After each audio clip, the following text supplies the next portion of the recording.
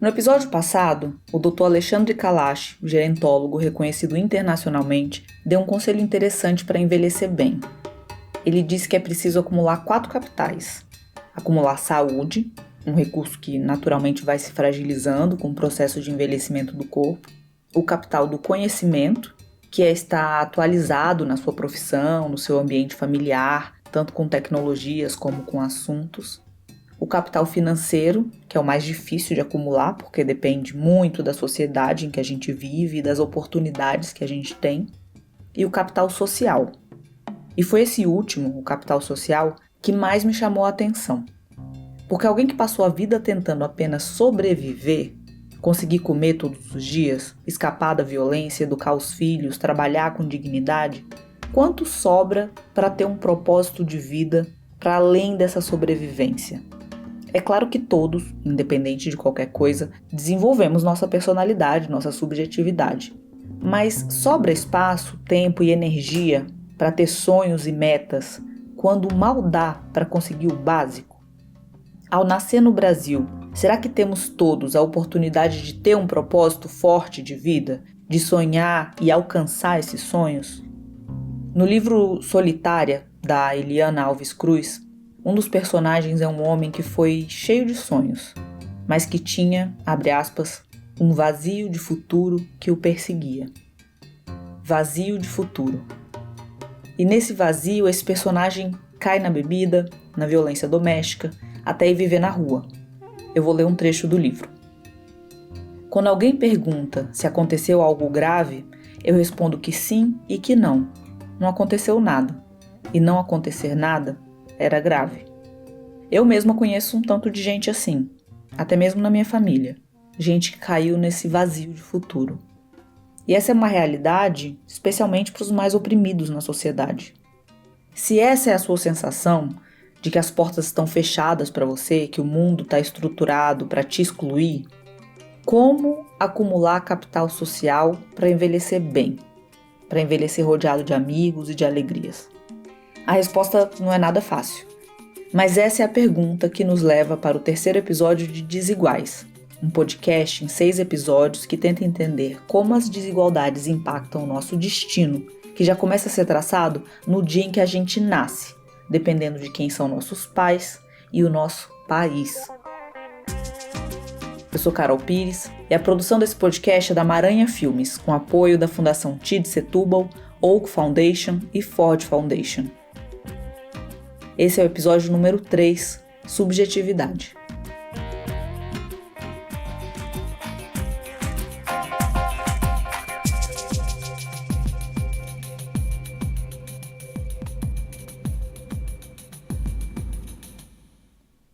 Mas então eu queria que você começasse exatamente contando onde você nasceu e em que família. Eu nasci dia 25 de julho de 1987, na cidade de São Paulo, na zona norte de São Paulo. Bom, minha família é uma família de militantes negros da década de 70 e meu nome vem daí também, né? Eles eram um grupo que ele visava restituir uma história que foi destituída.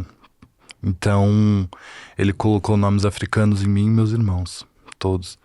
Quais são os nomes? Mafwani Odara, Hussani Kamal, Handemba Mutana e Tetemba Dandara. E eu com a Miona também. A resposta não é nada fácil.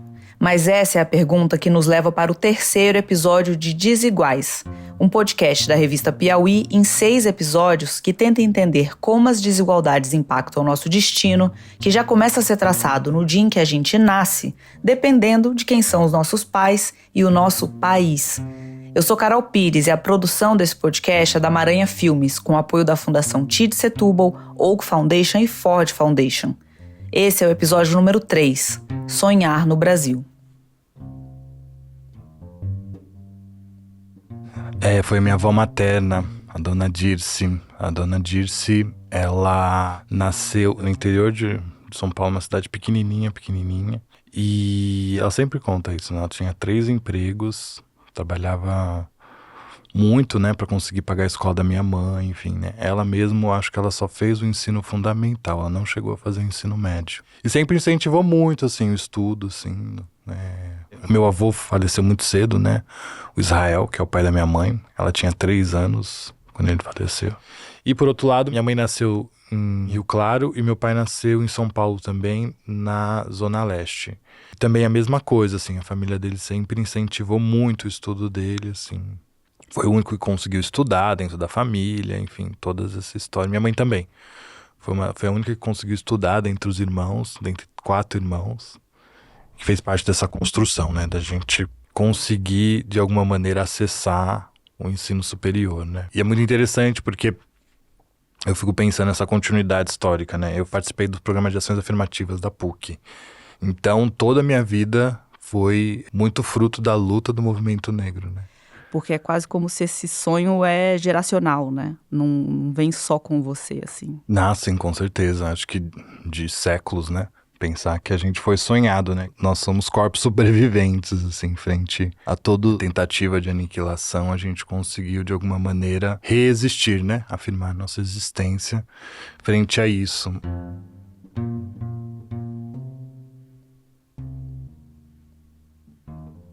Se por um lado a trajetória do Kwame como psicanalista começa a ser traçada com os avós que puderam dar educação aos filhos e sonhar com herdeiros formados na universidade, a escolha pessoal do Kwame pela psicanálise começou a ser desenhada quando ele ainda era criança. Minha avó, que tem muito pouco estudo acadêmico, né? Uma vez ela me contou uma história muito interessante, assim, de que a gente estava sentado assim na varanda, vendo estrelas e comentando, né, sobre o tamanho do universo. Faz muitos anos isso. Eu tava conversando com ela, né, tamanho do universo dela. Nossa, né, quanto desconhecimento, né, quanto mistério. Aí um dia a gente morre e vira parte disso. Eu achei aquilo de uma sabedoria, assim, né, ancestral, eu diria, né, porque ali eu até coloquei isso no meu doutorado, essa história, porque eu achei ali um contato muito rico com um campo vital, né, um campo em que o próprio conhecimento encontra vida, assim. Essa história eu guardo, assim, para minha vida, assim, ela me acompanha, assim, essa ideia de que o mistério nos compõe. Eu tava lendo uma coisa ontem na rua, né? Interessante sobre isso. Que era assim, um desses grafites de rua falando assim: eu não tenho mais o medo da solidão, porque eu entendi que o escuro da noite me compõe. Em 2003, na cerimônia de graduação da irmã mais velha do Kwame, em psicologia também pela Universidade de São Paulo, um dos professores dela fez um discurso que chamou a atenção dele. Tinha um professor que ele era paraninfo, eu não lembro o nome agora, que ele dizia assim, sobre a cara de paisagem que os psicólogos fazem, tava, né, lá brincando e falando que depois dessa turma ele se permitia deixar um botão da camisa aberto a mais. Eu lembrei dessa história e eu acho que eu via na psicologia e na psicanálise um lugar de liberdade no sentido não do livre-arbítrio, né, mas no sentido de um cuidado com o lugar desde onde a gente faz as escolhas. O Kwame chegou a pensar em cursar medicina, porque queria estudar o cérebro, até cair a ficha de que ele não queria estudar o cérebro no campo orgânico, biológico, e sim a mente, no campo filosófico. Do que seria esse campo, essa experiência do inconsciente, né? E aos 16 anos, ele próprio decidiu se consultar com um psicanalista. A gente sempre chega na análise por uma queixa que pouco tem a ver com a demanda que a gente está fazendo, né? A psicóloga ajudou, mas não em toda a dimensão que o Kwame precisava. Porque sequer ele próprio tinha esse entendimento de que muitos dos traumas dele vinham do racismo da sociedade. E a terapeuta dele também não tinha esse entendimento, até porque era uma pessoa branca. É muito recente essa formação dos psicólogos negros, psicólogas negras, psicanalistas negros, isso é muito recente. Eu fui ter uma psicanalista negra agora, né? O Kwame veio de uma família negra super consciente, militante, que conseguiu acessar as melhores universidades do país. E o racismo, mesmo assim, estava por toda parte. Eu sempre passei por escolas que eram majoritariamente brancas, né? Estudei em escola particular. E aí tive muitas sequelas do racismo, né? E aí um dia eu me desenhei. Aquelas coisas da professora de artes, eu me desenhei. E a minha mãe viu e era um menino loiro. Aí ela pegou, me pôs no colo muito calmamente, assim, né? Por mais sofrido que isso deveria ter sido, né? E foi mostrando imagens que realmente parecia comigo. E eu lembro que eu comecei a chorar. Eu sabia que tinha alguma coisa errada, mas eu não sabia o que era, né? E era o próprio racismo já que eu já tinha encarnado, né? Ele vai construindo uma ideia em muitas pessoas negras de que você é menos, de que você não é tão inteligente. Vai destruindo sua autoconfiança, né? Destruindo a sua forma de se enxergar, né? Quebrando o espelho, por assim dizer. Eu perguntei pro Kwame quem era ele no recreio da escola. E ele me respondeu que ele era um menino tímido, quietinho. Mas hoje ele se questiona se esse temperamento vinha de dentro ou era imposto de fora. O racismo, ele age dentro de uma política de afetação. É dos afetos, que é outra linguagem. É por outras vias, né? Que isso vai sendo transmitido, né? Essas sensações, essas percepções do mundo, essas afetações, essa forma de você sentir o mundo, ela passa por outra via, né?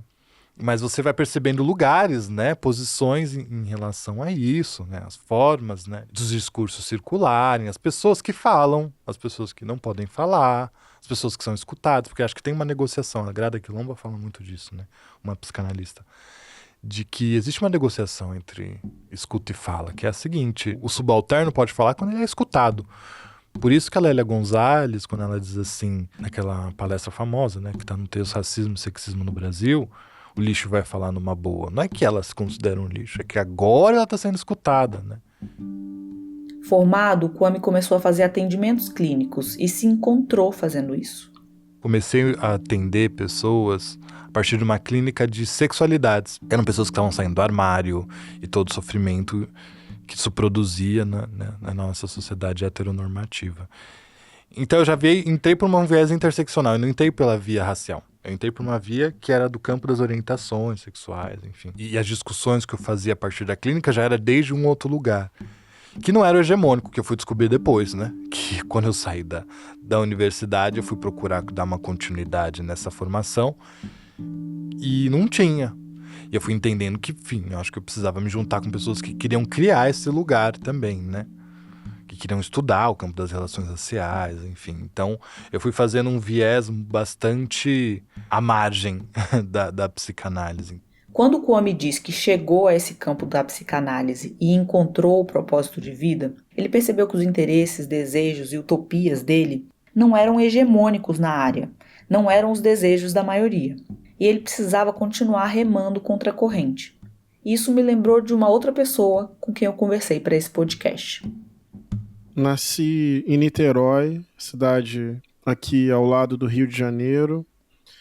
Cresci na zona norte da cidade, num bairro bem popular, que é o bairro do Fonseca. Ali foi a minha infância, num condomínio popular, no pé da Vila Ipiranga, uma favela da zona norte. Eu venho de uma família mais pobre, meu pai, na maior parte do tempo, desempregado, minha mãe, professora do Estado, educação básica. Até os 12 anos nós moramos num quarto, 5 pessoas num quarto, na casa da minha avó. Talvez você tenha reconhecido a voz dele de alguma entrevista, ou quem sabe de uma música do Emicida, talvez de uma live com o Lázaro Ramos, ou talvez do filme Marighella, do Wagner Moura, ou, claro, dos cultos que ele, o pastor Henrique Vieira, lidera na Igreja Batista do Caminho. A vida do pastor Henrique Vieira também tem essa trajetória de filme que parece que não havia outro destino para ele além de ser exatamente quem ele é. Primeiro, porque ele já era religioso desde criancinha. Mais um elemento da minha infância é o evangelho, desde pequenininho. A espiritualidade faz parte de quem eu sou. Então, Papai do Céu, Deus é amor, Jesus como meu melhor amigo, culto em casa, decorando texto bíblico na mente, mas também já guardando no coração. Eu era um menino que novinho já falava com Deus antes de dormir: Papai do Céu, muito obrigado por mais um dia. O pastor Henrique, antes de virar pastor, estudou em escola pública. Eu me sentia ali com menos recursos que os meus amigos da rua. Mas conseguiu uma bolsa de estudos e foi para outra, particular, terminar o ensino médio. E eu lembro de, no recreio, os meus amigos todos descerem para a cantina e comprarem lá um suco e um italiano, que a gente chama em Niterói, acho que no Rio é joelho. Um suco e uma coxinha. Eu nunca tinha. Então, eu lembro dessa coisa de sempre... Aí, me presta R$1 para eu lanchar? Me dá um pedaço do seu italiano. Isso me incomodava um pouco, mas é uma outra memória que eu tenho. Não tenho dinheiro para lanchar na escola, então... São alguns dispositivos que eu tenho que me davam consciência disso. Disso, no caso, da diferença de classe social entre ele e os amigos. Mas apesar dessa desigualdade, ele não só acompanhava os demais, como se destacava nos estudos. No final desse ano, no final de 2003, a escola me procurou e me ofereceu bolsa integral para o ano seguinte, que era o ano do terceiro ano e do pré-vestibular. A escola fazia uma aposta em mim mesmo. E por eu ter conseguido essa bolsa integral, eu pude sair do meu estágio, do meu trabalho de aprendiz nesse escritório de informática. Então eu estava muito feliz. Bolsa integral, saindo de um trabalho que eu não gostava e entrando de férias. Então era um novembro maravilhoso assim na minha vida. Férias, saindo do trabalho, bolsa integral ano que vem. Mas a vida é complexa. Como eu digo lá na minha poesia, na música do Emicida, quem segura o dia de amanhã na mão, não há quem possa acrescentar 1 milímetro a cada estação. Em novembro de 2003, nesse momento bem divertido e bom da minha adolescência, eu tive uma perda aguda, significativa da minha visão. Não foi uma perda total, mas foi uma perda muito importante e muito rápida.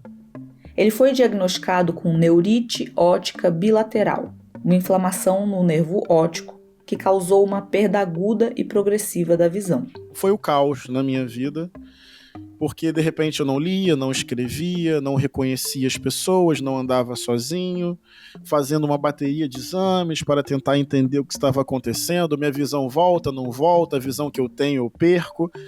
E foi um caos, num momento que eu estava muito bem. E aí não foi nada bom. E naquele momento, como evangélico, você leu esse problema nos olhos como o quê? Um desafio, um aprendizado? Não, a vida. O sofrimento humano é parte da vida, né? Assim, olha, tem o sofrimento causado pela maldade humana e pelas injustiças. Sejam injustiças provocadas por indivíduos ou por lógicas, sistemas, né? Então, coisas que poderiam ser evitadas, com justiça social, respeito ao próximo, direitos humanos, cultura de paz, socialização da terra. Ou seja, tem uma margem de sofrimento que é provocada pela própria humanidade, pela maneira como a sociedade se organiza.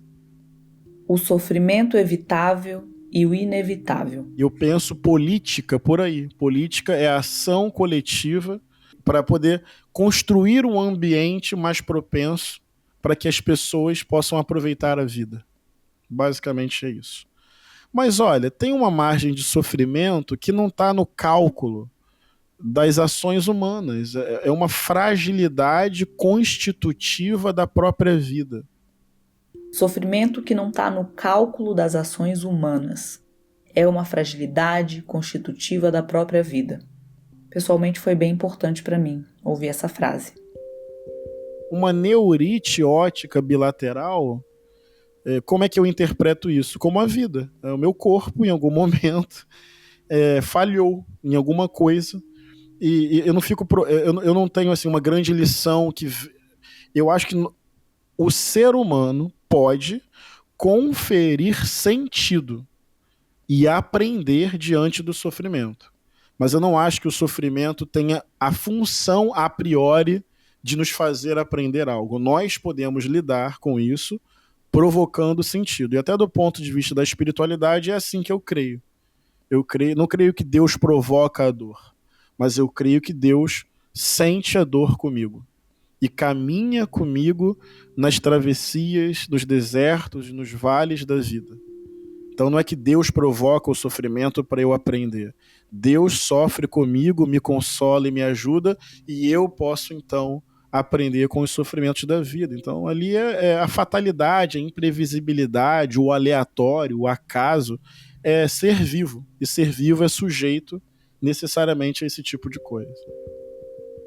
No mesmo período em que o pastor Henrique estava quase cego no ensino médio, ele tinha um professor que o ajudava bastante. E esse professor ajudou a moldar os propósitos que ele, Henrique, teria na vida. E você provavelmente conhece esse professor.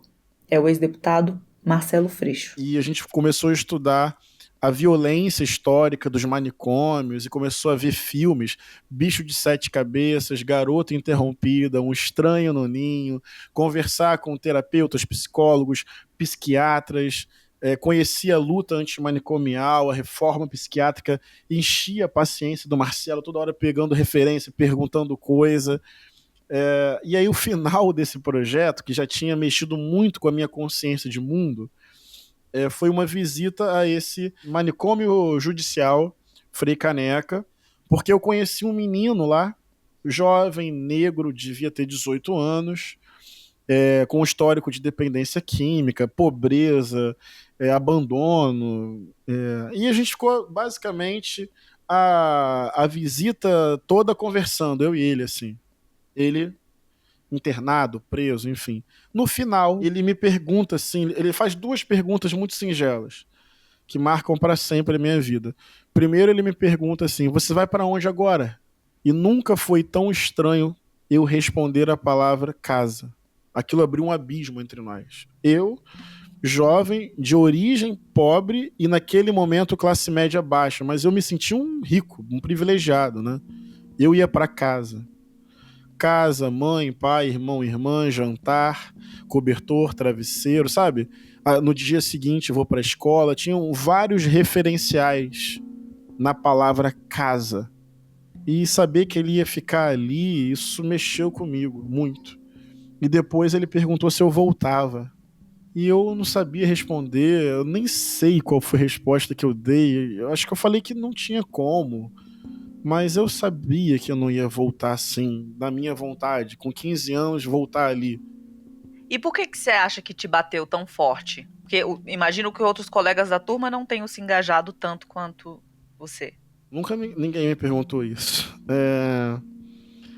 Olha, eu acho que talvez pela minha origem, era uma escola mais de classe média. Eu era um bolsista.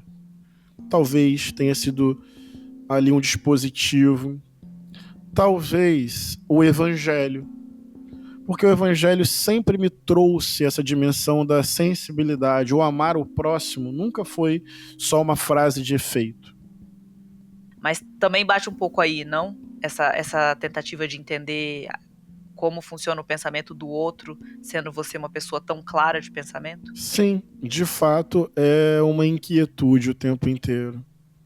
Tá aí uma reflexão que acho que eu nunca fiz, mas tem certas coisas que me inquietam, de não se fazer entender, de falar coisas que às vezes as pessoas até acham bonitas, mas sei lá, não mobiliza muito suas atitudes, a concretude, as escolhas de vida.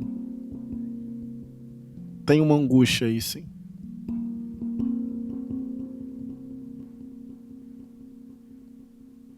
O pastor Henrique, como você deve imaginar, conseguiu recuperar a visão.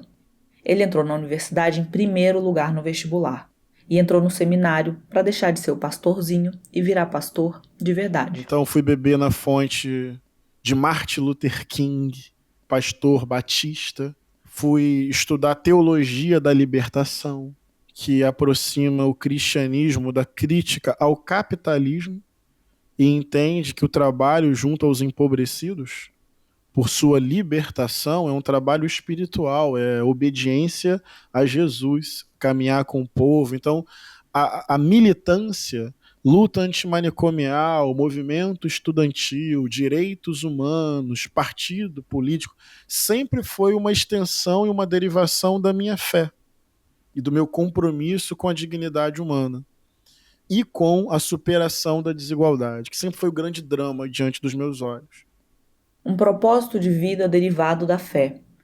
Soa como um caminho bonito e de alguma forma fácil, porque te coloca lado a lado com outros cristãos movidos pelo mesmo propósito. Mas não foi bem assim. Dentro da Igreja Batista, entre os seus, o pastor Henrique também se viu como minoria, porque ele e alguns outros jovens estavam contra uma corrente majoritária conservadora. A gente queria debater, a gente queria pensar a nossa fé relacionada aos direitos humanos, à superação da fome, as meninas discutindo a questão do feminismo e dizendo, olha, essa igreja é toda estruturada numa lógica machista. Eu me entendendo um jovem negro e também várias questões batendo na minha cabeça. A gente querendo fazer diálogo interreligioso, não conseguindo compreender assim, não, só nós temos a verdade, ninguém mais tem. Então, aquelas reflexões nossas sobre a nossa própria fé já não cabiam mais dentro daquela estrutura. Então, eu era seminarista, e aí foi um processo curioso de expulsão/conciliação. Eu nunca fui expulso, mas a igreja arrumou uma congregação para eu cuidar. Tipo, não fica aqui não, vai com essa galerinha para lá, e lá a gente cresceu e se auto-organizou como uma igreja batista. Então, a Igreja Batista do Caminho, ela surge, em primeiro lugar, para dar conta do nosso próprio coração. Eram jovens em crise com a institucionalidade, mas que amavam o evangelho e não queriam perder a fé em Jesus. O que o pastor Henrique fez no campo religioso de abrir uma dissidência entre o pensamento hegemônico conservador, o Kwame fez na psicologia. Na faculdade, ele tinha estudado sobretudo autores brancos, que não abarcavam o racismo. Mas no atendimento clínico, ele estava se deparando com pessoas traumatizadas, sobretudo pelo racismo estrutural da sociedade. Então, no caso do Kwame, ele se juntou a um coletivo, o Margens Clínicas.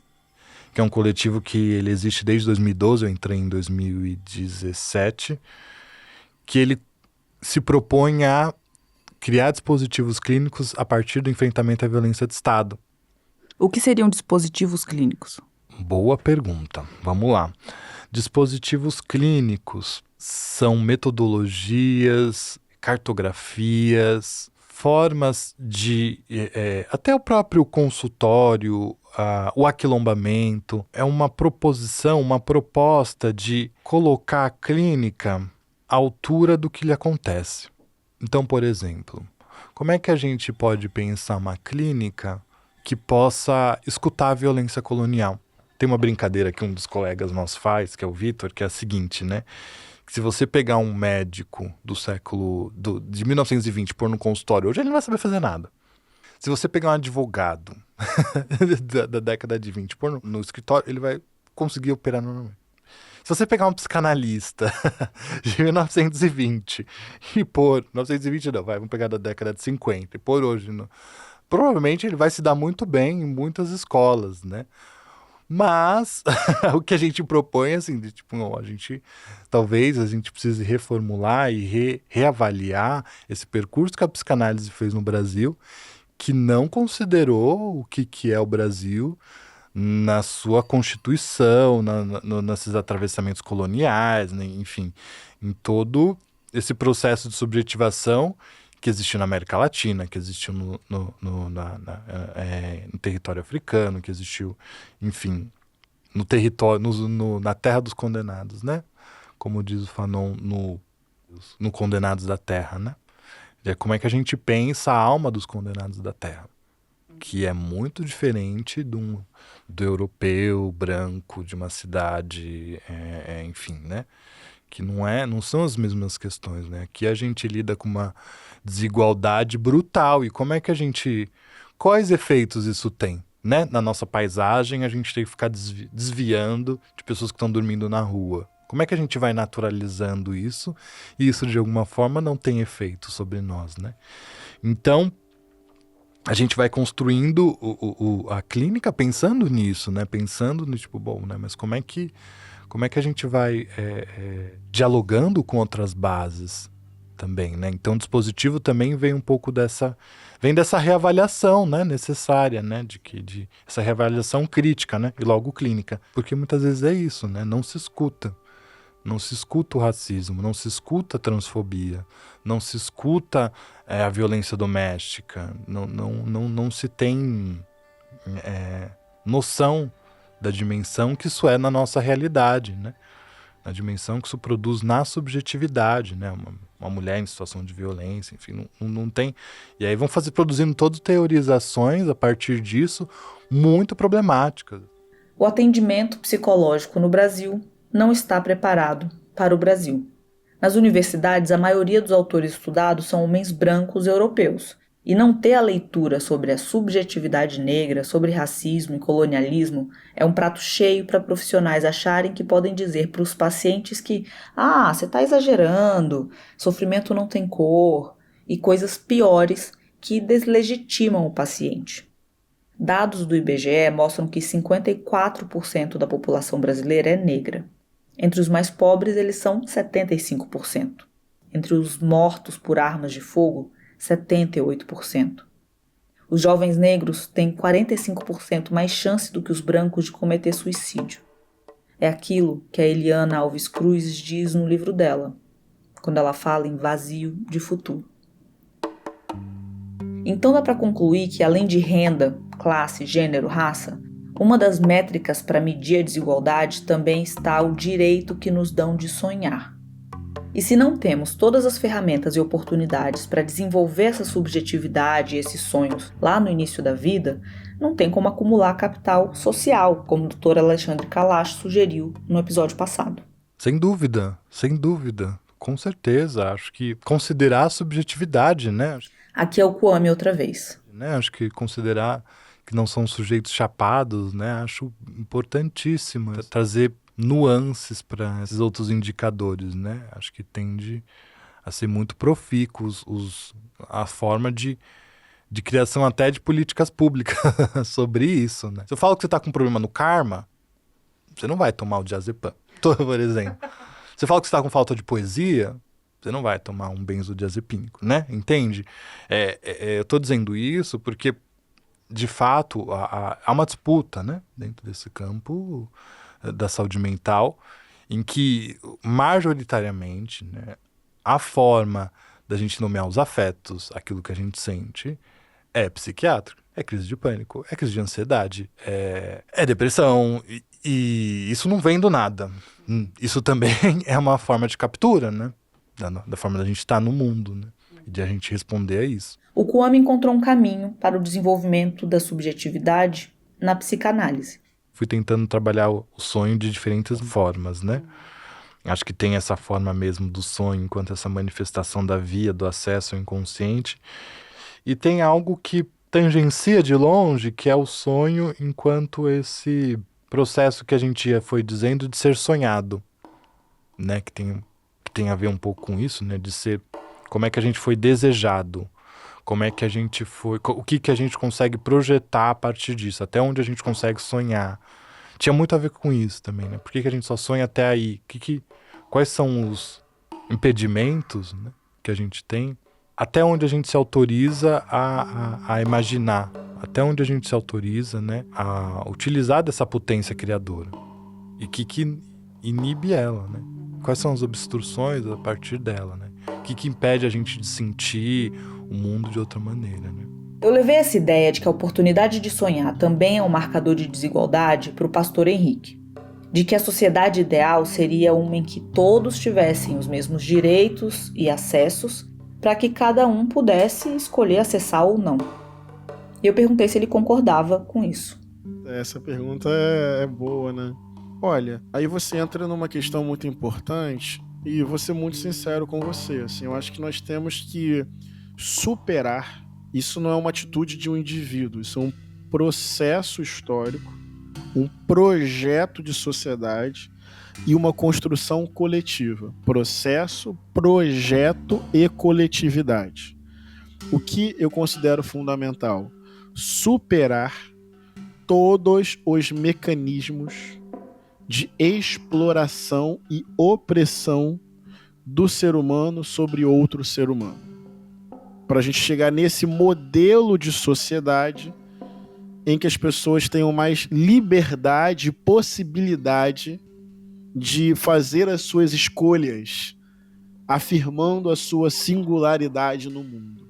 O que é preciso fazer?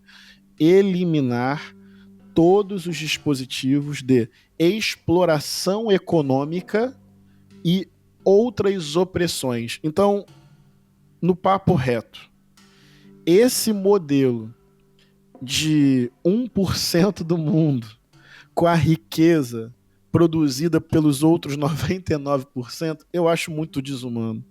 Eu acho que o capitalismo é contrário à vida.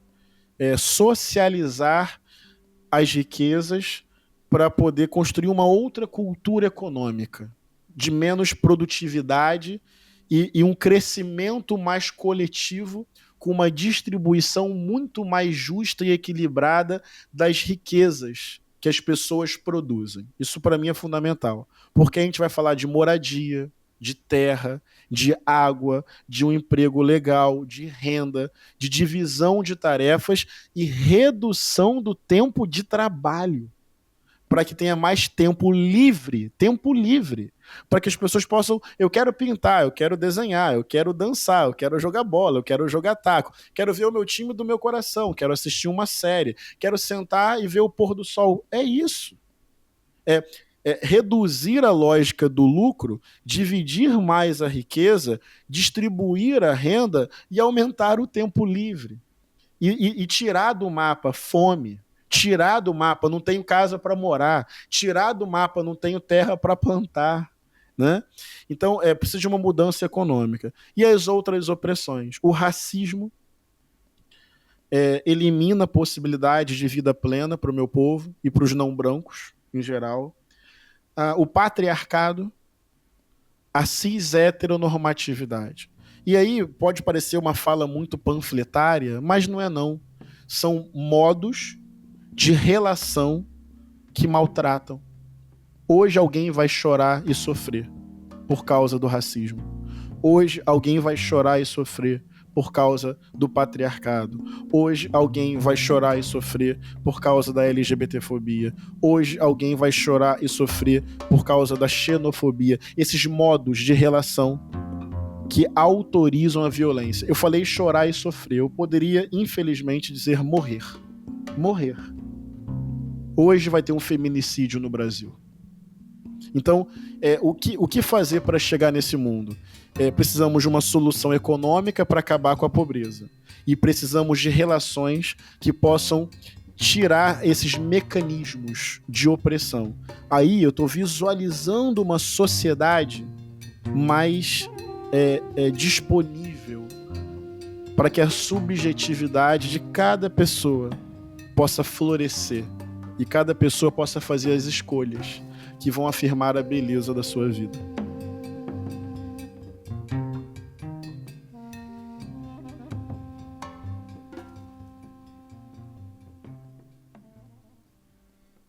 Tanto Kwame quanto o pastor Henrique enfrentaram desigualdades, em comum entre eles o racismo, e conseguiram desenvolver um propósito de vida forte, porque as famílias de ambos tiveram estrutura e oportunidade para apoiar a educação deles.